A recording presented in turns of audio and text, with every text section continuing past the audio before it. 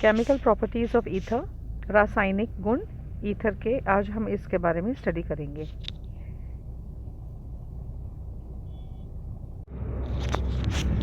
Ether की संरचना RCH2OCH2R से स्पष्ट है कि यह निम्नलिखित 4 प्रकार की रासायनिक अभिक्रिया देते हैं। संरचना यानी कि RCH2OCH2R,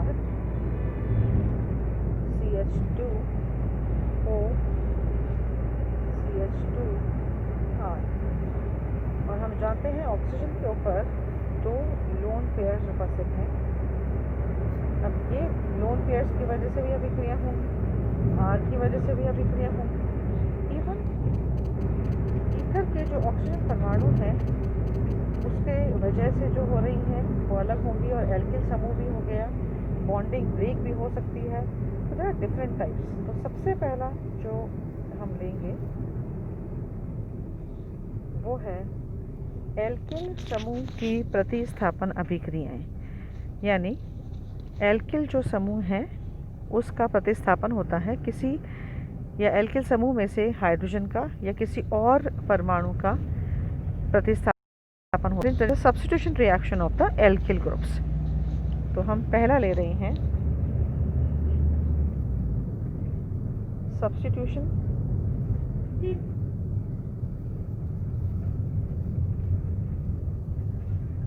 of alkyl groups present on the ether। तो हम पहला इसके बारे में स्टडी करें। इसमें सबसे पहला उदाहरण है हेलोजिनेशन।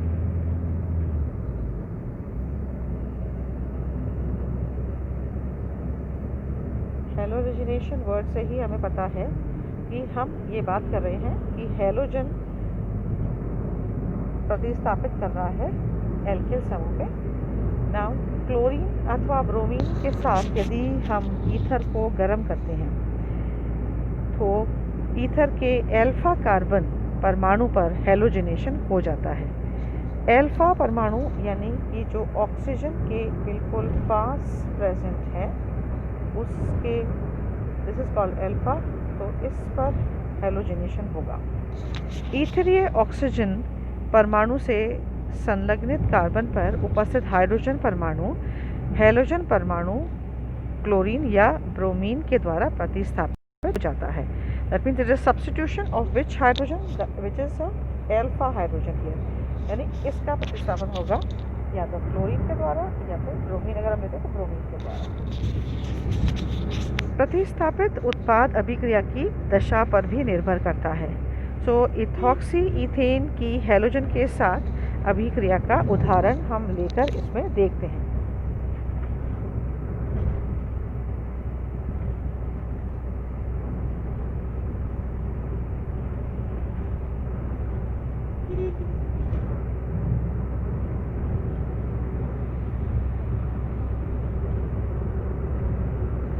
ये है इथॉक्सी ईथेन। अगर मैं इस रिएक्शन को डार्क में करवाती हूँ, reaction takes place in dark, that means हम लेते हैं halogen X2, where X can be, इसमें क्लोरीन भी हो सकता है या फिर ब्रोमीन भी हो सकता है, तो इट विल बी Cl2 और Br2। तो जो अल्फा हाइड्रोजन है उसका रिप्लेसमेंट हो जाएगा बाय क्लोरीन एटम और द ब्रोमीन एटम। सो इसमें हम देखें, इसमें ये एक हाइड्रोजन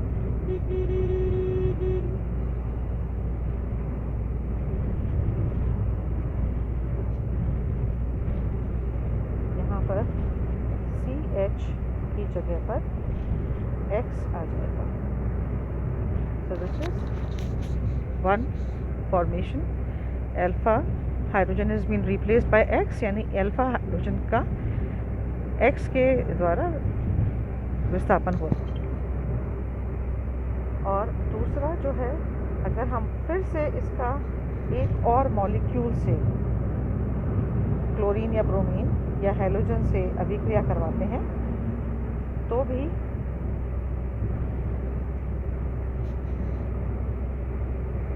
यहाँ पर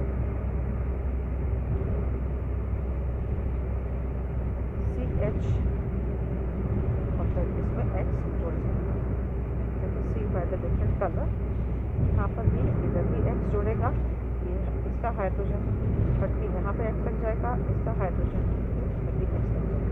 तो एल्फा और एल्फा डैश, इसका नेमिंग हम करेंगे alpha alpha dash die hello die ethyl ether. Alpha alpha dash इसलिए क्योंकि एल्फा एक लेफ्ट साइड में मानते हैं अगर हम, तो दूसरी साइड को एल्फा डैश कहेंगे। डाई हेलो बिकॉज दो हेलोजन्स प्रतिस्थापित हो चुके हैं, हाइड्रोजन को हटा के लग चुके हैं, तो इसका नॉमेनक्लेचर हो जाएगा alpha alpha dash die chloro die ethyl ether अगर क्लोरीन है, और अगर X की जगह पर ब्रोमीन है तो हम इसे कहेंगे alpha alpha dash di bromo di ethyl ether. This reaction takes place in the dark, ये अंधेरे में करवाई गई अभिक्रिया का उदाहरण है।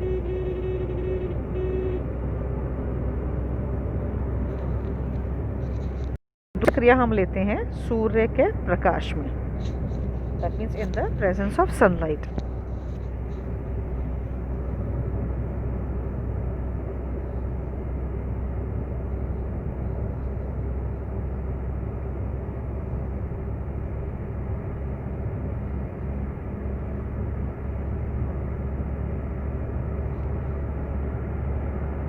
यदि रिएक्शन हम करवाते हैं क्लोरीन से, तो सारे के सारे हाइड्रोजन एटम्स जो हैं वो रिप्लेस हो जाएंगे क्लोरीन एटम से। तो इसमें इधर यहाँ पर ये तीनों हाइड्रोजन हट जाएंगे, ये दोनों हाइड्रोजन हट जाएंगे, ये भी दोनों हाइड्रोजन एटम्स हट जाएंगे, और ये तीनों हाइड्रोजन एटम्स हट जाएंगे। यानी रिप्लेसमेंट होगा 10 हाइड्रोजन एटम्स का bye 10 chlorine atoms.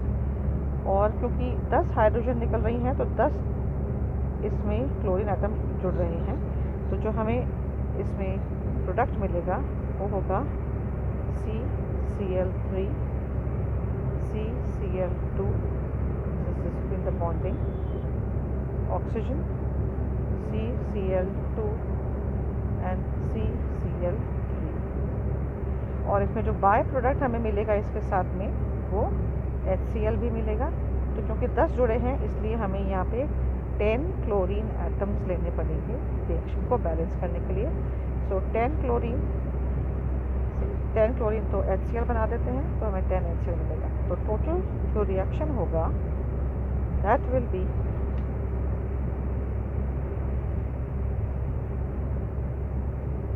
CH3 CH2 O CH2 CH3 plus 10 chlorine, and the reaction will be CCl3 then CCl2 oxygen, then CCl2 and CCl3. So this is per chloro diethyl ether। और by product हम देख चुके हैं, इसमें by product जो बनेगा that will be plus 10 HCl।